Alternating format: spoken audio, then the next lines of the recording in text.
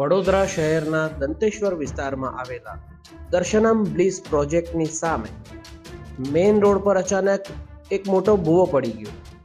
તપાસ કરતા માલુમ પડ્યું કે વરસાદી ગટરમાં ભંગાણ થતા આ એક પોલાણ સર્જાયું હતું અને તેમાં ભૂવો પડી ગયો હતો. આશ્ચર્યની વાત તો એ રહી કે વરસાદી ગટરની અંદર સુવેજનું પાણી વહેતું હોવાનું જણાયું. આ ઘટનાની સામે આમ આદમી પાર્ટીએ અનોખી રીતે ભૂવાની પૂજા કરીને વડોદરા મ્યુનિસિપલ કોર્પોરેશન સામે વિરોધ નોંધાવ્યો હતો. આવો જોઈએ આ રિપોર્ટ.